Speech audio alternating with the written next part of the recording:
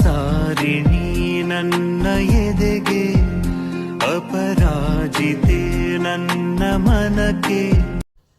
Hi, welcome back to Niharika Ramesh YouTube channel. ಇವತ್ತಿನ ನನ್ನ vlog ಬಂದು ನನ್ನ ಕತೆ ನಮ್ಮ ಕೆಂಚಿ ಜೊತೆ. ಸೊ ಎಷ್ಟೊಂದು ದಿನ ಆದಮೇಲೆ ಲಾಂಗ್ ವಿಡಿಯೋ ಮಾಡ್ತಿದ್ದೀನಿ, ಅಂದರೆ SRS ಪೆಟ್ಟದ್ದು ಆದಮೇಲೆ. ಸೊ ನೀವೆಲ್ಲ ಚೆನ್ನಾಗಿದ್ದೀರಾ ಅಂತ ಅಂದ್ಕೊಳ್ತೀನಿ. ಸೊ ನಾನು ಕೂಡ ಸಖತ್ತಾಗಿದ್ದೀನಿ. ನಾನು ಒಂದು ಸೀರಮ್ ಯೂಸ್ ಮಾಡ್ತಿದ್ದೀನಿ ಫೇಸ್ಗೆ. ಅದು ನಾನು 7 days ಚಾಲೆಂಜ್ ತೊಗೊಂಡು ಆಮೇಲೆ ಏನು ರಿಸಲ್ಟ್ ಸಿಗುತ್ತೆ ಆಮೇಲೆ ನಿಮಗೆ ಅದನ್ನು ಹೇಳ್ತೀನಿ ಯಾವ ಸೀರಮ್ ಅಂತ ಹೇಳಿ. ಸುಮ್ಮನೆ ಹೇಳೋದಕ್ಕಾಗಲ್ಲ ಅಲ್ವಾ, ಇದು ಯಾವುದೇ ರೀತಿ ಪೇಡ್ ಪ್ರಮೋಷನ್ ಅಲ್ಲ. ಸೊ ಅದಕ್ಕೆ ವೇಟ್ ಮಾಡಿ 7 days ಆದಮೇಲೆ ನಾನು ಅದು ರಿಸಲ್ಟ್ ಯಾವ ಥರ ಇರುತ್ತೆ ಅಂತ ಹೇಳ್ತೀನಿ. ಸೊ ಅಲ್ಲಿವರೆಗೂ keep watching. Hi, good morning ಎಲ್ರಿಗೂ. Happy Sunday. ಇವತ್ತು ಸಂಡೇ ಆಗಿದ್ದರಿಂದ ಸ್ವಲ್ಪ ಲೇಟಾಗಿ ಎದ್ದು ಫ್ರೆಶ್ ಅಪ್ ಎಲ್ಲ ಆಗಿ ದೇವಸ್ಥಾನಕ್ಕೆ ಹೋಗಿದ್ರು, ಅದು ಮಹದೇಶ್ವರನ ಬೆಟ್ಟಕ್ಕೆ. ಸೊ ಕಡಲೆಪುರಿ ತೊಗೊಂಡು ಬಂದಿದ್ರು. ಆಮೇಲೆ ತಿಂದ್ಕೊಂಡು ಆಮೇಲೆ ಟೈಮ್ ಆಯಿತು ಟಿಫನ್ಗೆ. ಆಮೇಲೆ ದೋಸೆ ಹಾಕ್ಕೊಟ್ಬಿಟ್ಟು ಅಮ್ಮ ಎಲ್ಲಿಗೋ ಹೋಗ್ತಿದ್ರು, ಅಮ್ಮನಿಗೂ ದೋಸೆ ಹಾಕ್ಕೊಟ್ಬಿಟ್ಟು ನಾನು ದೋಸೆ ಹಾಕ್ಕೊಂಡೆ. ಆದ್ರೂ ದೋಸೆಗಂತೂ ಸಾಂಬಾರು ಮತ್ತು ಚಟ್ನಿ ಎರಡೂ ಮಿಕ್ಸ್ ಮಾಡ್ಕೊಂಡು ತಿನ್ನೋ ಕಾಂಬಿನೇಷನ್ನೇ ಸಖತ್ತಾಗಿರುತ್ತೆ. ಆಮೇಲೆ ಅಜ್ಜಿ, ನಮ್ಮ ಚಿಕ್ಕಪ್ಪ, ನಮ್ಮ ಚಿಕ್ಕಮ್ಮ ಅವರೆಲ್ಲ ಮಹದೇಶ್ವರನ ಬೆಟ್ಟಕ್ಕೆ ಹೋಗಿದ್ರಲ್ಲ, ಸೊ ಲಾಡು ತೊಗೊಂಡು ಬಂದಿದ್ದರು. ಯಾವತ್ತಾದರೂ ಮಾದಪ್ಪನ ಪ್ರಸಾದ ಮಿಸ್ ಮಾಡೋಕ್ಕಾಗುತ್ತಾ? ತಿಂದ್ಬಿಟ್ಟು ನಾನು ಆಮೇಲೆ ಬಿಸಿಲಲ್ಲಿ ನಮ್ಮ ಹಸು ಇತ್ತು, ನಾವು ಆಲ್ರೆಡಿ ತೋಟಕ್ಕೆ ಕಟ್ತಿದ್ವಿ ಯಾವಾಗ್ಲೂ, ಅಲ್ಲಿ ಹುಲ್ಲಿರ್ತಿತ್ತಲ್ಲ ಅಲ್ಲಿ ಕಟ್ತಿರೋರು. ಸೊ ಇವಾಗ ಅಲ್ಲೆಲ್ಲ ಹುಲ್ ಖಾಲಿ ಆಗಿದ್ದರಿಂದ ಬಿಸಿಲಲ್ಲಿತ್ತು. ಆಮೇಲೆ ಹಸು ಫಲ ಬೇರೆ, ಬಿಸಿಲಲ್ಲಿ ಜಾಸ್ತಿ ಬೆನ್ನು ಒಣಗಿಸ್ಬಾರ್ದು ಇವಾಗ ಅಂತೇಳಿ ಒಳಗಡೆ ತೊಗೊಬಂದು ಕಟ್ಬಿಟ್ಟು ಸ್ವಲ್ಪ ಉಳ್ಳೀರಿತ್ತು ಅಡುಗೆ ಮನೆ ನೀರು, ಅದನ್ನು ತೊಗೊಂಡು ಬಂದು ಅಮ್ಮ ಹಾಕಿದ್ರು. ಅದನ್ನು ಕುಡಿಯೋಕೆ ಇಟ್ಬಿಟ್ಟು ನಮ್ಮ ತಾತ ಕರೆದಿದ್ರು ನುಗ್ಗೆಕಾಯಿ ಕೊಡ್ತೀನಿ ಅಂತ ಹೇಳಿ. ಅದನ್ನು ಇಸ್ಕೊಂಡು ಬರೋಕ್ಕೆ ನಾವು CPTಗೆ ಹೋಗಿದ್ವಿ. ಈಸ್ಕೊಂಡು ಆಮೇಲೆ ಮನೆಗೆ ಬಂದು ನಮ್ಮದು ಅಜ್ಜಿ ಅವ್ರದ್ದು ಒಂದು ಹಸು ಕರು ಹಾಕಿತ್ತು. ಅದು ನೆನ್ನೆ ಹಾಕಿದ್ದಿತ್ತು ಕರು ಮಾತ್ರ ಸಖತ್ತಾಗಿತ್ತು. ಆಮೇಲೆ ಅಜ್ಜಿ ಹುಲ್ಲು ಹಾಕಿದ್ರು. ಆಮೇಲೆ ನಮ್ಗೆ ಮೋಟ್ರ್ ಕರೆಂಟ್ ಬರೋದು 12:30ಗೆ. ಸೊ 12:30 ಕರೆಂಟ್ ಬರೋ ತನಕ ಇನ್ನೇನು ಮಾಡಲಿ ಅಂತೇಳಿ ಸ್ವಲ್ಪ ಹೊತ್ತು ರೆಸ್ಟ್ ಮಾಡಿ ಆಮೇಲೆ ಇವಳಿಗೂ ಸ್ವಲ್ಪ ಎಣ್ಣೆ ಹಾಕ್ಕೊಡ್ಬೇಕಿತ್ತು ತಲೆಗೆ. ಇವಳಿಗೆ ಹೇರ್ ಫಾಲ್ ಜಾಸ್ತಿ ಆಗಿಬಿಟ್ಟಿತ್ತು. ಆಮೇಲೆ ನಾವೇನು ಮಾಡಿದ್ವಿ ಅಂದರೆ ಸ್ಟ್ರೈಟ್ ಕಟ್ ಮಾಡಿಸೋಣ, ಫುಲ್ಲು ಎಲ್ಲಿ ತನಕ ಕೂದಲು ದಪ್ಪ ಇದೆ ಅಲ್ಲಿ ತನಕ ಬಿಟ್ಟು ತೆಳು ಎಲ್ಲಿದೆ ಅಷ್ಟು ಸ್ಟ್ರೈಟ್ ಕಟ್ ಮಾಡಿಸೋಣ ಅಂತ ಸ್ಟ್ರೈಟ್ ಕಟ್ ಮಾಡಿಸಿ ಮನೇಲೇ ನಾವೊಂದು ಆಯಿಲ್ ಪ್ರಿಪೇರ್ ಮಾಡಿಕೊಂಡು ಅವಳಿಗೆ ಯೂಸ್ ಮಾಡ್ತಿದ್ವಿ. ಮೇಯ್ನಾಗಿ ಅವಳು ಕೂದಲು ಪರ್ಪಸ್ಗೋಸ್ಕರನೇ ಅಂತ ಆ ಹೇರ್ ಆಯಿಲ್ನ ಪ್ರಿಪೇರ್ ಮಾಡ್ಕೊಂಡಿದ್ದು. ಇವಾಗ ಸ್ವಲ್ಪ ಒಂದು ಲೆವೆಲ್ಗೆ ಕಂಟ್ರೋಲ್ ಬಂದಿದೆ, ಕೂದಲು ಉದ್ರೋದು ಅದೆಲ್ಲ ಇವಾಗ ಸ್ವಲ್ಪ ಚೆನ್ನಾಗಿ ಬೆಳೀತಾ ಇದೆ. ಆಮೇಲೆ ಅವಳಿಗೂ ಎಣ್ಣೆ ಹಾಕ್ಕೊಟ್ಬಿಟ್ಟು ತಲೆ ಬಾಚಿಬಿಟ್ಟು ಆಮೇಲೆ ನಾನು ಅವಳ ಕೈಲೇ ಎಣ್ಣೆ ಹಾಕಿಸ್ಕೊಂಡು ತಲೆ ಎಲ್ಲ ಬಾಚಿಸ್ಕೊಂಡೆ. ಸೊ ತಲೆ ಬಾಚಿಸ್ಕೊಂಡ್ಮೇಲೆ ಮೋಟ್ರ್ ಕರೆಂಟ್ ಬರೋದಕ್ಕೆ ಟೈಮ್ ಇತ್ತು. ಆಮೇಲೆ ಮೋಟ್ರ್ ಕರೆಂಟ್ ಬಂತು, 12:30 ಆಯಿತು.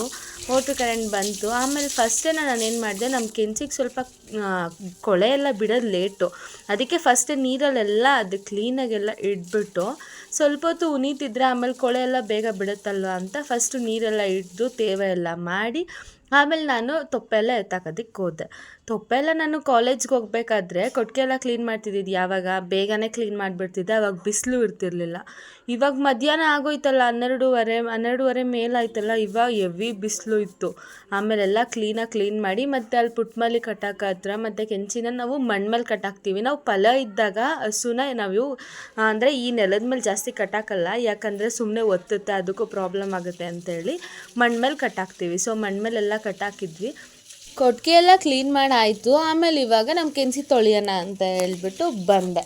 ನಮ್ಮ ಕೆಂಚಿನ ತೊಳಿಬೇಕು ಅಂದರೆ ಸ್ವಲ್ಪ ಕಷ್ಟನೇ, ಯಾಕಂದರೆ ಅವಳಂತೂ ಸಿಕ್ಕಾಪಟ್ಟೆ ಗಲೀಜು ಮಾಡ್ಕೋತಾಳೆ. ಆಮೇಲೆ ಅದು ಕೆಂಚು ಅಂದರೆ ಸ್ವಲ್ಪ ವೈಟ್ ಇರೋದ್ರಿಂದ, ಕೆಂಚು ಮತ್ತು ವೈಟ್ ಇರೋದ್ರಿಂದ ಎಷ್ಟೇ ತೊಳೆದ್ರೂ ಹೋಗಲ್ಲ, ಅಂದರೆ ಗಲೀಜೋದ್ರೂ ಅದು ಮಾರ್ಕ್ ಹಂಗೆ ಕಾಣಿಸ್ತಿರುತ್ತೆ, ತೊಳಿಲಿಲ್ವೇನೋ ಅಂತ. ಡ್ರೈ ಆಗೋ ತನಕನೂ ಹಂಗೆ ಕಾಣಿಸೋದು. ನಾವು ನಮ್ಮ ಕೆಂಚಿನ ತೊಗೊಂಡು ಆ್ಯಕ್ಚುಲಿ 3 years ಆಯಿತು, 2.5 years 3 years ಆಯಿತು. ಅವಳೊಂಥರ ನಮ್ಮ ಮನೆಗೆ ಬಂದಾಗಿಂದ ಒಂಥರ ಅವಳು ಯಾವ ಥರ ಅಂತ ಅಂದರೆ ಈ ಪುಣ್ಯಕೋಟಿ ಕಥೆಲಿ ಬರುತ್ತಲ್ಲ ಹಸು, ಆ ಥರ ನಮಗೆ ಕೆಂಚಿ. ಫಸ್ಟು ಅವಳು ಬಂದಾಗ ಯಾವ ಥರ ಇದ್ಲು ಅಂತ ಅಂದರೆ ಫುಲ್ಲು ಸಾಫ್ಟಾಗಿ ಮೈಮೇಲೆ ಹಗ್ಗ ಹಾಕ್ಬಿಟ್ಟು ಬಿಟ್ರಂತೂ ಹಗ್ಗ ಹಾಕ್ಬಿಟ್ಬಿಟ್ರೆ ಸ್ವಲ್ಪ ದಿನ ಹಿಡ್ಕೊಂಡು ಬಂದಿದ್ದು ಗೊತ್ತಾಗ್ತಿತ್ತಲ್ಲ ರೂಟು, ಹಾಗೆ ಬರೋಳು, ಯಾವ ಕಡೆಗೂ ಹೋಗ್ತಿರ್ಲಿಲ್ಲ, ಆ ಥರ ಇದ್ಲು. ಮಾತ್ರ ಅವಳು ಬಂದಿದ್ದು ನಮಗೊಂಥರ ಲಕ್ ಅಂತಲೇ ಹೇಳ್ಬೋದು, ಅಷ್ಟು ಸಖತ್ತಾಗಿ ನಮಗೆ ಲಕ್ ಆಯಿತು. ಮತ್ತು ಅವಳೊಂಥರ ಪುಣ್ಯಕೋಟಿಲಿ ಬರೋಕೆ ಹಸು ಥರ ಅವಳನ್ನ ನೋಡಿದ್ರೆ ಏನೋ ಒಂಥರ ಸಂತೋಷ ಮತ್ತು ಏನೋ ಒಂಥರ ಇನ್ನೋಸೆನ್ಸ್ ಫೇಸು ಮತ್ತು ಕ್ಯೂಟಾಗಿದ್ದಾಳೆ. ಸೊ ಅವಳನ್ನೆಲ್ಲ ತೊಳೆದು ಆದಮೇಲೆ ನೆಕ್ಸ್ಟು ಇವಾಗ ನಮ್ಮ ಪುಟ್ಮಲ್ಲಿ ವಾಶ್ ಮಾಡಬೇಕು. ನಮ್ಮ ಪುಟ್ಮಲ್ಲಿ ಸ್ಟೋರಿ ಏನು ಅಂದರೆ, ಇವಳು ನಮ್ಮ ಮನೇಲಿ ಹುಟ್ಟಿದಂಥ ಕರು ಅಲ್ಲ. ನಮ್ಮ ಎದುರುಗಡೆ ಮನೆಯವರು ಕರುನ ಕೊಟ್ಬಿಡ್ತಿದ್ರು. ಆಮೇಲೆ ನಾವೇನೇ ತೊಗೊಂಡು ಅವಳನ್ನ ಸಾಕಿದ್ವಿ. ಚಿಕ್ಕದು ಅವಳು ಹುಟ್ಟಾದ್ಮೇಲೆ ಒಂದಿನ ಅಲ್ಲ ಇನ್ನೊಂದು ದಿನ. ಅವಳು ಮೇ ಬಿ ಅವಳು ಮೇ 1 ಇಲ್ಲ ಅಂದರೆ ಏಪ್ರಿಲ್ 30 ಅನಿಸುತ್ತೆ ಅವಳು ಹುಟ್ಟಿದ್ದು. ಅವಳನ್ನ ಹಿಡ್ಕೊಂಡು ಬಂದು ಆಮೇಲೆ ಅವಳನ್ನ ಇಷ್ಟು ದೊಡ್ಡ, ಇವಾಗ ಅವಳಿಗೆ 1.5 ವರ್ಷ 1.25 ವರ್ಷ ಮಾಡಿದ್ದೀವಿ ನಮ್ಮ ಪುಟ್ಟಮಲ್ಲಿಗೆ. ಅವಳೂ ಅಷ್ಟೇ ನಮ್ಮ ಮನೇಲಿ ಕ್ಯೂಟಾಗಿ ಬೆಳೆದಿದ್ದಂಥ ಪುಟ್ಟಮಲ್ಲಿ ರಾಣಿ ಅವಳು. ಆಮೇಲೆ ಹಸುನೆಲ್ಲ ತೊಳೆದಾಯ್ತು, ಪುಟ್ಟಮಲ್ಲಿನೂ ತೊಳೆದಾಯ್ತು. ಅವಳನ್ನ ಸ್ವಲ್ಪ ಬಿಸಿಲು ಕಟ್ಟಾಕಿ ಒಣಗಲಿ ಅಂತೇಳಿ ನಾನು ಕೊಟ್ಟಿಗೆ ಎಲ್ಲ ವಾಶ್ ಮಾಡಿದೆ. ಆಮೇಲೆ ಇನ್ನೇನು ಕೆಲಸ ಇರುತ್ತೆ, ಕೊಟ್ಟಿಗೆ ಎಲ್ಲ ವಾಶ್ ಮಾಡಿ ಆಯಿತು. ನಮ್ಮ ಅಜ್ಜಿಯವ್ರ ಹಸುನೂ ಅವತ್ತು ತಾತ ತೊಳೆದಿದ್ರು. ಆಮೇಲೆ ಅದು ಕೊಟ್ಟಿಗೆನೂ ಅವತ್ತು ವಾಶ್ ಮಾಡಿದ್ವಿ. ಇವತ್ತು ಸ್ವಲ್ಪ ಸಿಂಪಲ್ಲಾಗಿ ಕೊಟ್ಟಿಗೆ ಎಲ್ಲ ವಾಶ್ ಮಾಡಿಬಿಟ್ಟು ಮತ್ತೆ ಇನ್ನೊಂದು ಸಲ ಕ್ಲೀನಾಗಿ ನೀರೆಲ್ಲ ತಳ್ಳಿಬಿಟ್ಟು ಹಂಗೆ ನಿಂತ್ಕೊಂಡ್ಬಿಟ್ರೆ ಮತ್ತೆ ಅದು ಗಲೀಜು ಮಾಡಿದ್ರೆ ತೊಳೆದಿದ್ದ ಥರ ಕಾಣಿಸೋದೇ ಇಲ್ಲ. ಅದಕ್ಕೆಲ್ಲ ಕ್ಲೀನಾಗಿ ವಾಶ್ ಮಾಡಿ ಆಮೇಲೆ ಪುಟ್ಟಮಲ್ಲಿಗೆ ನೀರಿಟ್ಟೆ. ಅವಳು ಕುಡ್ದಿಲ್ಲ, ಯಾಕೋ ಗೊತ್ತಿಲ್ಲ. ಆಮೇಲೆ ನಮ್ಮ ಕೆಂಚಿ ಹತ್ರ ಒಂದು ವಿಡಿಯೋ ಮಾಡಿಕೊಂಡು ಅವಳೊಂಥರ ನನಗೆ ಕ್ಯೂಟಿ ಥರ ಅವಳು ಸಕ್ಕತ್ತಿಷ್ಟ ನಂಗೆ ಮಾತ್ರ ಕೆಂಚಿ ಅಂದರೆ. ಆಮೇಲೆ ಎಲ್ಲ ಕೆಲಸ ಎಲ್ಲ ಮುಗೀತು. ಒಂದು 1 ಅವರ್ ಬೇಕಾಗುತ್ತೆ ಇದೆಲ್ಲ ಕ್ಲೀನ್ ಮಾಡೋದಕ್ಕೆ. ಮತ್ತೆ ಬಂದು ನಮ್ಮ ಮನೇಲಿ ನಮ್ಮ ಅಮ್ಮ ಇಲ್ದ ಅಂದರೆ ಅದೇ ರಾಗ, ಅದೇ ಹಾಡು, ಅದೇ ದೋಸೆ ಇಡ್ಲಿ ಸಾಂಬಾರು ಚಟ್ನಿ ಅನ್ನೋ ಥರ ದೋಸೆ ಚಟ್ನಿ ಸಾಂಬಾರೇ ಆಯಿತು. ಆಮೇಲೆ ನಾವು ನಮ್ಮ ಪುಟ್ಟಮಲ್ಲಿಗೆ ಮತ್ತು ನಮ್ಮ ಕೆಂಚಿಗೆ ಅವ್ರಿಗೆ ತಿಂಡಿ ಹಾಕಬೇಕಾಗಿತ್ತು. ನಾವು ಕೆಂಚಿಗೆ ಮತ್ತು ಪುಟ್ಟಮಲ್ಲಿಗೆ ಇಬ್ರಿಗೂ ಡೈರಿಲಿ ಕೊಡೋ ಪೀಟ್ಸು ಮತ್ತು ಚಕ್ಕೆ ಬೂಸ ಯೂಸ್ ಮಾಡ್ತೀವಿ. ಸೊ ಚಕ್ಕೆ ಬೂಸ ಖಾಲಿ ಆಗಿದ್ದರಿಂದ ಬರೀ ಪೀಟ್ಸೇ ಹಾಕ್ತೆ ನಾನು. ಈ ಪಾತ್ರೆ ಫಸ್ಟ್ ಎಷ್ಟು ಚೆನ್ನಾಗಿತ್ತು ಅಂತ ಅಂದರೆ ಪುಟ್ಟಮಲ್ಲಿಗೆ ಅವಾಗಿಂದ ನಾವು ಅದರಲ್ಲೇ ತಿಂಡಿ ಇಡೋದು. ಅದನ್ನೆಲ್ಲ ಡೊಂಕ ಪಂಕ ಮಾಡಿ ಎಲ್ಲ ಈ ಲೆವೆಲಿಗೆ ತೊಗೊಂಡು ಬಂದು ಇಟ್ಟವಳು. ಇವಾಗ ಎಲ್ಲ ಆಗೈತಲ್ಲ ಅಂತ ಅವಳಿಗೆ ಅಂತಲೇ ಇಟ್ಬಿಟ್ಟಿದ್ವಿ, ಅವಳಿಗೆ ಇಡ್ತೀವಿ. ಸೊ ಅದರಲ್ಲೆಲ್ಲ ತಿಂಡಿ ಇಟ್ಬಿಟ್ಟು ನಮ್ಮ ಕೆಂಚಿಗೂ ತಿಂಡಿ ಇಟ್ಟು ನೋಡಿದ್ರೆ ಸಾಕು 2 ಡ್ಯಾನ್ಸ್ ಮಾಡೋದಕ್ಕೆ ಶುರು ಮಾಡ್ತವೆ. ಆಮೇಲೆ ಅದಕ್ಕೂ ಇಟ್ಬಿಟ್ಟು ನೋಡಿ ಕೊಟ್ಟಿಗೆನ ಮಧ್ಯಾಹ್ನ ಕಷ್ಟಪಟ್ಕೊಂಡು ತೊಳೆದಿದ್ದೀನಿ. ತೊಪ್ಪೆ ಇಟ್ಬಿಟ್ಟು ಕಾಲೆಲ್ಲ ಕೆರೆದು ಔಟ್ ಮಾಡೈತೆ. ನಮ್ಮ ಅಜ್ಜಿ ಅವ್ರದ್ದು ಹಸು ಕರು ಹಾಕಿತ್ತಲ್ಲ, ಗಿಣ್ಣಲ್ಲಿ ಈಸ್ಕೊಂಡು ಅಜ್ಜಿ ಹತ್ರ ಅಲ್ಲೇ ಫ್ರೆಶ್ಶಾಗಿ ಗಿಣ್ಣಲ್ಲಿ ಕರೆಸ್ಕೊಂಡು ಇವತ್ತು ಮನೇಲಿ ಗಿಣ್ಣು ಮಾಡೋಣ ಅಂತ ಹೇಳ್ಬಿಟ್ಟು ಬಂದೆ. ಗಿಣ್ಣಲ್ಲಿ ತೊಗೊಂಡೋಗಿ ಅಮ್ಮನ ಕೊಟ್ಬಿಟ್ಟು ಅದಕ್ಕೆ ಏನೇನು ಇಂಗ್ರೀಡಿಯೆಂಟ್ಸ್ ಬೇಕು ಅಂತ ಹೇಳಿ ನೋಡ್ಕೊಂಡು ಬರೋಣ ಬನ್ನಿ. ನಮ್ಮ ಮನೇಲಿ ನಾವು ಯಾವ ಥರ ಗಿಣ್ಣು ಮಾಡ್ತೀವಿ, ಗಿಣ್ಣಂತೂ ಸಖತ್ತಾಗಿರುತ್ತೆ. ಫಸ್ಟು ಕಡಲೆಬೀಜನ ತೊಗೊಂಡು ಫಸ್ಟು ನಾವು ಹುರ್ಕೋಬೇಕು. ಕಡಲೆಬೀಜನ ಅಂದರೆ ನಾರ್ಮಲಾಗಿ ಕಡಲೆಬೀಜ ಹುರ್ಕೊಳ್ತೀವಲ್ಲ ಆ ಥರ ಹುರ್ಕೋಬೇಕು. ಆಮೇಲೆ ರವೆನೂ ಆ ಥರ ಕ್ಲೀನಾಗಿ ಹುರ್ಕೊಂಡು ಕಾಯಿ, ಕಡಲೆಬೀಜ, ರವೆ ಮತ್ತು ಹಾಲನ್ನ ಕಾಯಕ್ಕಿಡಬೇಕು. ಅದಕ್ಕೆ ಬೆಲ್ಲ ಆ್ಯಡ್ ಮಾಡಬೇಕು. ಬೆಲ್ಲ ಹಾಕಾದ್ಮೇಲೆ ನಮ್ಗೆ ಎಷ್ಟು ಹಾಲು ಇಟ್ಟಿರ್ತೀವಿ ಅದಕ್ಕೆ ಎಷ್ಟು ಬೆಲ್ಲ ಬೇಕು ಅಂತ ನಮ್ಗೆ ಗೊತ್ತಾಗುತ್ತಲ್ವ. ಸೊ ಅದನ್ನು ಹಾಕಿ ಹಾಗೆ ಸ್ವಲ್ಪ ಬೆಲ್ಲ ಕರ್ಗೋ ತನಕ ಮಿಕ್ಸ್ ಮಾಡ್ತಾ ಇರಬೇಕು. ಸೊ ಬೆಲ್ಲ ಎಲ್ಲ ಕರ್ಗೋ ತನಕ ಕ್ಲೀನಾಗಿ ಮಿಕ್ಸ್ ಮಾಡ್ಕೊಂಡಾದ್ಮೇಲೆ ಬೆಲ್ಲ ಕರ್ಗದ್ಮೇಲೆ ಕಾಯಿ ಹಾಕಬೇಕು, ತುರಿದಿರೋ ಕಾಯಿ ಮತ್ತು ಕಡಲೆಬೀಜನ ಸ್ಮ್ಯಾಶ್ ಮಾಡ್ಕೊಳ್ಬೇಕು, ಸಿಪ್ಪೆ ಎಲ್ಲ ತೆಗ್ದುಬಿಟ್ಟು. ಆಮೇಲೆ ಅದನ್ನು ಹಾಕಿ ಚೆನ್ನಾಗಿ ಮಿಕ್ಸ್ ಮಾಡಿಕೊಂಡು ಆಮೇಲೆ ರವೆ ಹಾಕಬೇಕು. ರವೆ ಗಂಟಾಗದೆ ಇರೋ ಥರ ಸ್ವಲ್ಪನೇ ಹಾಕ್ಕೊಂಡು ಮಿಕ್ಸ್ ಮಾಡ್ತಾ ಇರಬೇಕು. ಸೊ ರವೆ ಎಲ್ಲ ಹಾಕಿ ಕ್ಲೀನಾಗಿ ಮಿಕ್ಸ್ ಮಾಡ್ಕೊಳ್ಬೇಕು ಒಂದು ಕಡೆಯಿಂದ. ಆಮೇಲೆ ನಮಗದು ಕನ್ಸಿಸ್ಟೆನ್ಸಿ ಬರುತ್ತೆ, ಗೊತ್ತಾಗುತ್ತಲ್ಲ ಯಾವ ಥರ ಅಂತೇಳಿ. ಸ್ವಲ್ಪ ಗಟ್ಟಿ ಆಗುತ್ತೆ, ಈ ಉಪ್ಪಿಟ್ಟು ಥರ ಆಗುತ್ತೆ.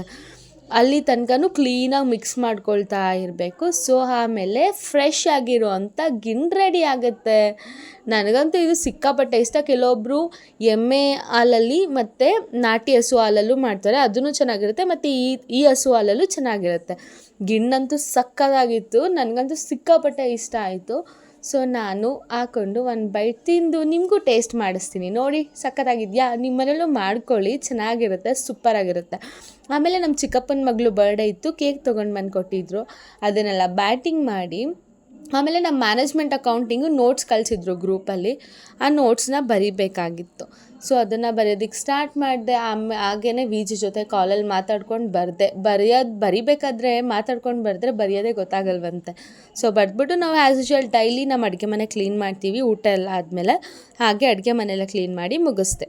ಇದಾಗಿತ್ತು ನನ್ನ ಇವತ್ತಿನ ವ್ಲಾಗ್, ನನ್ನ ಕತೆ ನಮ್ಮ ಕೆಂಚಿ ಜೊತೆ. ಈ ವ್ಲಾಗ್ ನಿಮಗೆ ಇಷ್ಟ ಆಗಿದ್ದರೆ ದಯವಿಟ್ಟು ನಿಹಾರಿಕಾ ರಮೇಶ್ ಯೂಟ್ಯೂಬ್ ಚಾನಲ್ನ ಸಬ್ಸ್ಕ್ರೈಬ್ ಮಾಡ್ಕೊಳ್ಳಿ, ಲೈಕ್ ಮಾಡಿ, ಶೇರ್ ಮಾಡಿ, ಹಾಗೆ ಕಮೆಂಟ್ ಮಾಡಿ. ಸೊ ಮತ್ತೆ ನೆಕ್ಸ್ಟ್ ವಿಡಿಯೋದಲ್ಲಿ ಸಿಗ್ತೀನಿ. ಅಲ್ಲಿವರೆಗೂ ಟೇಕ್ ಕೇರ್, ಬಾಯ್.